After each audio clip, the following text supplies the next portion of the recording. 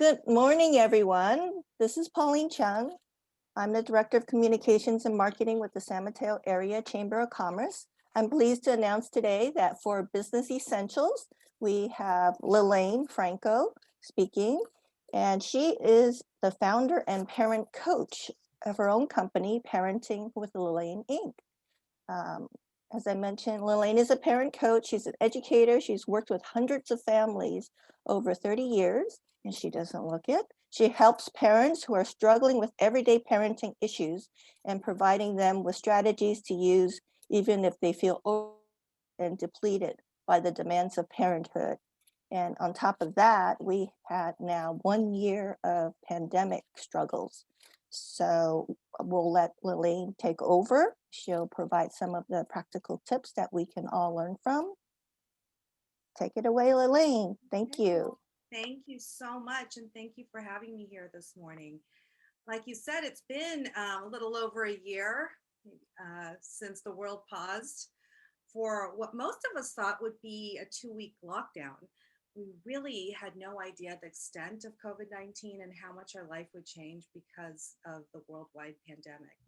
I want to fast forward to today. Many of us continue to work from home, and some of your children may be doing distance learning. Some may be doing a hybrid model, but one thing is for sure, they are definitely home more than ever. And you are home and you're trying to work from home and balance your responsibilities and the needs of children within this new normal. It really is a tall order. Parents are required to carry out so many roles right now. We're expected to be the teacher, the tutor, the tech person, the on demand chef, you name it. All of this while maintaining work and so many other responsibilities. And sometimes it just really feels impossible. Personally, I can relate to this. I currently have an 18-year-old with Down syndrome at home. And although I'm a credentialed teacher, I'm not a special education teacher and I'm not a speech therapist. And so I'm constantly being required to do things that are beyond my expertise. But thankfully, I'm beginning to see the light in the near future, and I'm hoping that you are too. But until then, I wanted to address how to help you meet the demands of parenting your child through this pandemic. So let's address a few things today. I want to talk about what your needs are, and I'd like to talk about your child's needs and creating a balance between those needs that will not only be useful during COVID, but beneficial to you beyond the pandemic. So, right now, I'd like us to just sort of pause and take a moment to think about how you are doing. Maybe jot down one word to describe how you're feeling at this moment. And if you'd like to share that, put that in the chat and let us know how you're feeling. Things that come up for me are feeling overwhelmed, a little tired and frustrated, maybe fed up. I think, these are feelings that I'm hearing again and again from parents that I work with. It really has been tough. It has been challenging. We're doing things that we never thought we would be doing. I also want you right now to just remember that time when we used to ride airplanes, we used to take trips. We would often ignore flight attendants, but they made sure to tell us anyway some good advice that we just sort of ignored. Um, the flight attendant would say at the beginning of a flight, should the cabin lose pressure, oxygen mask will drop from the overhead compartment. Please place the mask over your mouth and nose before assisting others. Put your mask on first. That's such valuable advice.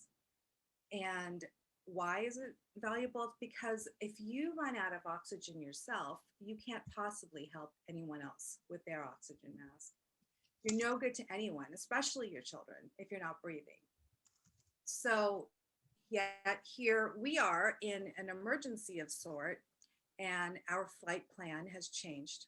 And what are we finding ourselves doing? Most likely, we're making sure that everyone in the family's needs are being met while really ignoring our own needs. I'm sure many of you can relate to that. But ask yourself, what is it that you need? What is one thing you can realistically do for yourself to re-energize yourself so you can continue to give to those who need you? It's really something that's important to identify because parents tend to set the tone for the household. Our moods are reflected back to us, and if our basic needs aren't being met, then we tend to react negatively instead of responding in ways that's helpful. For example, picture that it's a Tuesday morning, like it is today, and you're already running late and you have an important business call you need to be in 10 minutes, and then milk spills.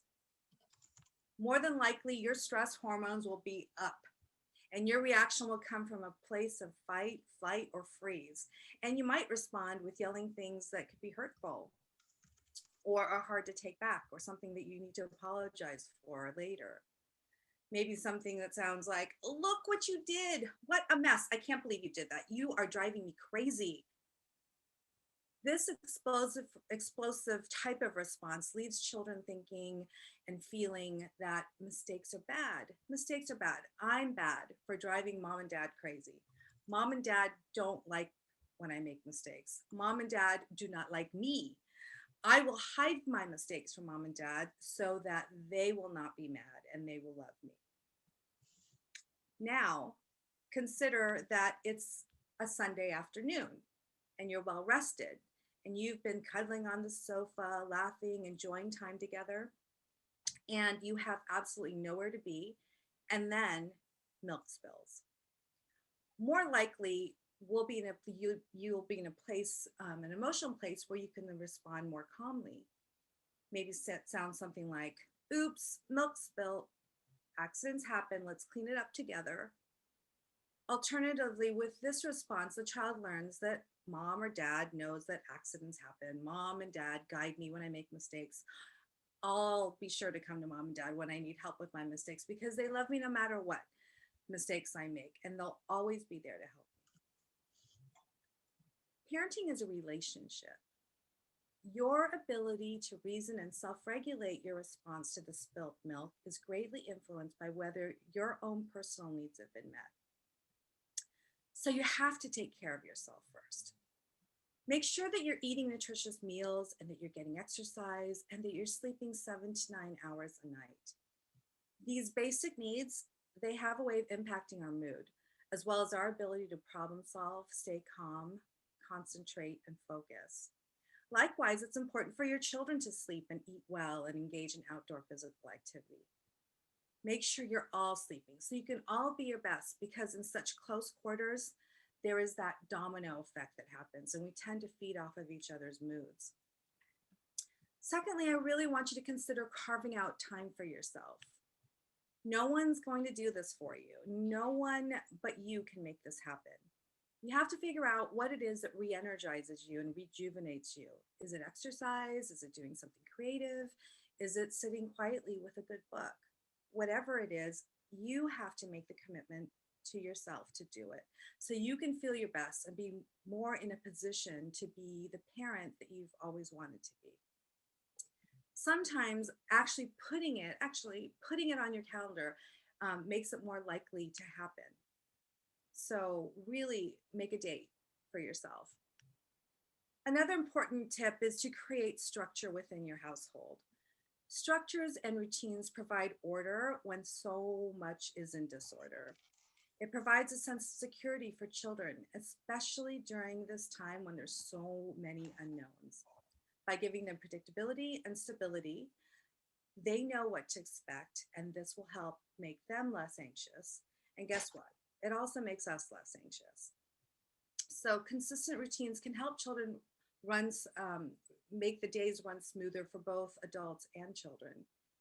If there are times in the day that are more challenging for you and your family, create a routine around it. Is morning stressful? Then figure out how much time you need for everyone to be where they need to be by a certain time, let's say 8 in the morning, and add 15 minutes to allow for the spilt milk or the missing keys or whatever it is.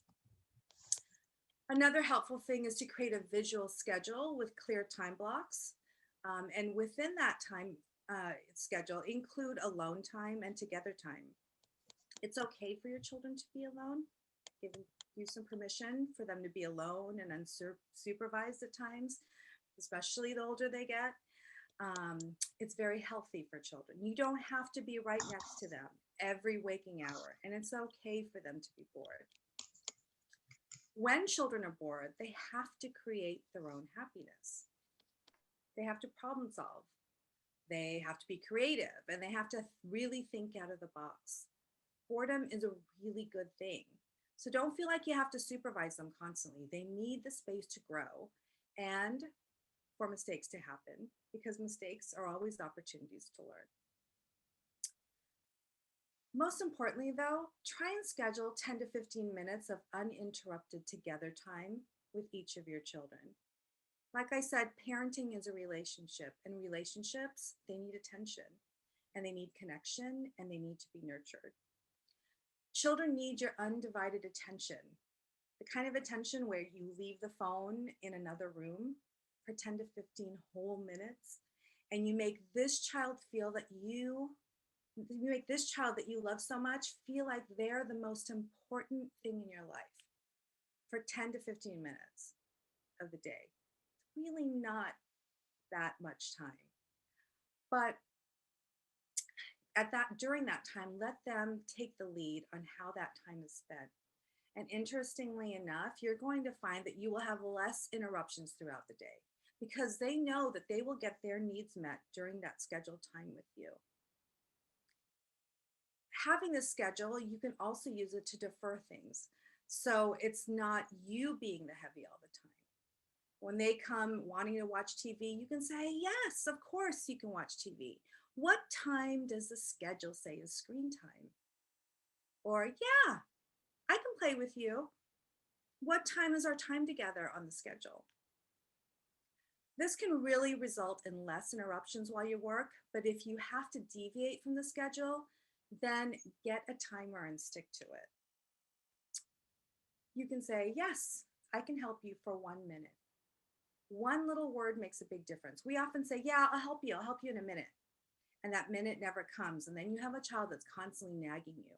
But if you can stop and give them 1 minute of your time, and actually use a timer, then they will feel that their needs are being met. And this may satisfy them and hold them off until the scheduled together time with you. Prioritize everything. You can't do everything. Figure out what is most important for you to do and be. Having a sparkling, clean, picture perfect house right now with the children home all day is like cleaning in the midst of a tornado. However, if having a clean house helps to calm you, then maybe just focus on certain rooms being tidy. But it is a time to sort of lower our expectations, and it's okay. Another thing to do to stay sane during this time is to manage media. It's okay to stay informed, but too much info can be very overwhelming. So turn off the background noise of the TV. It's healthy for you, and it's healthy for your children not to be constantly hearing the media and the press around the pandemic. Another thing to do is to recognize your triggers. It's important for you to breathe, to pause, to take a time out, to regroup. Practice taking deep breaths in front of your children and pausing before reacting. When you do this, you're helping to regulate your behavior and modeling for your children how to handle their triggers as well. I have a little visual. If you could put that up for me, Pauline, I'd appreciate it. It's a little visual on breathing exercises that you can do with your children. You see there, we have a flower, and so just breathing in and breathing out. The candles will help remind you and your children of a birthday cake. In order to blow out a birthday cake, you take a deep breath in, make a wish, blow out the candles. Blowing bubbles is another activity to help with breathing and with helping to calm yourselves down. Blowing a balloon, blowing air into a balloon, whether it's a real balloon or imaginary balloon, is helpful as well. So, print this out if you can. Actually, if you go to my website and shoot me an email or something, I can send you the visual. The website's written right there, parentingwithlalaine.com. Okay, you could go, please go back. Thank you.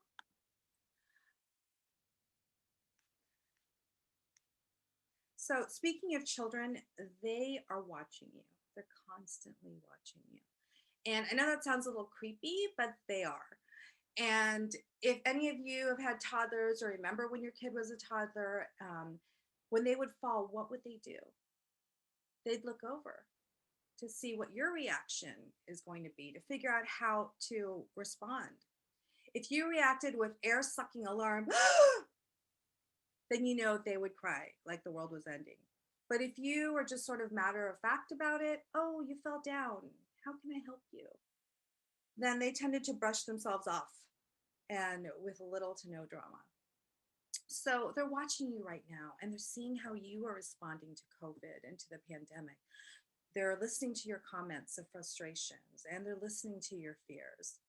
They're taking in cues like, should I be worried about COVID?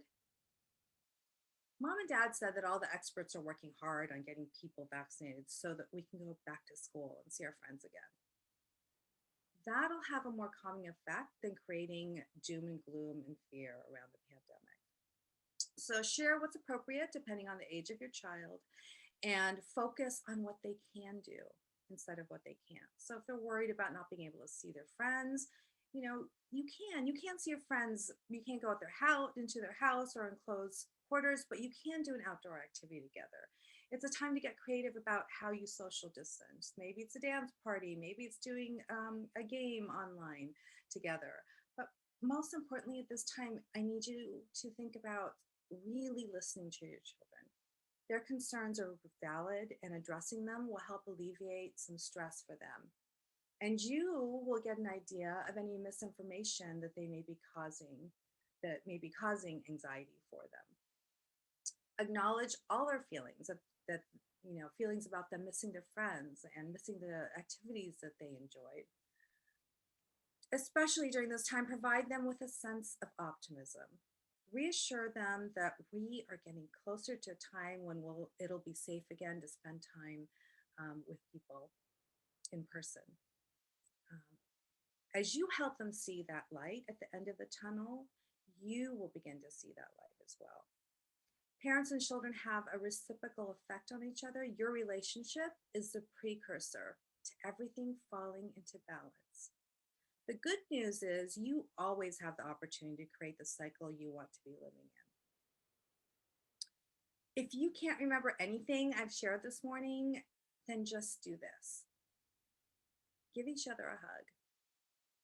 Warm embrace releases oxytocin, the cuddle hormone. It causes feelings of love and trust and safety. That oxytocin can really help buffer the effects of cortisol that's released by the stress that's in your life. So hug each other. You need it. Your children need it biologically more than ever because they're not getting it anywhere else right now. I'd love to see on the chat one thing that you'd like to implement today when we get off of this call. And I really wish that we could address some questions. And if we have some time, we have about 5 minutes, I will.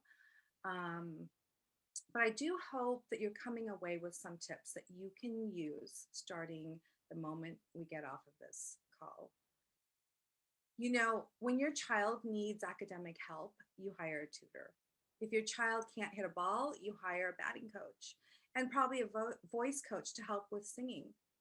You don't have to figure out this parenting relationship on your own. No one ever has really prepared us for what it's all about being a parent. But after working with hundreds of families as an educator and raising 4 children of my own, I do have the skills to support and to guide and to coach you to being the parent that you've always wanted to be. So I'd like to continue this conversation with you and offer each of you a complimentary 20-minute one-on-one session with me.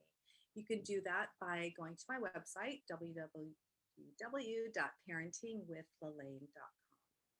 And I'm really looking forward to continuing and speaking to you. Thank you for spending time with me today. And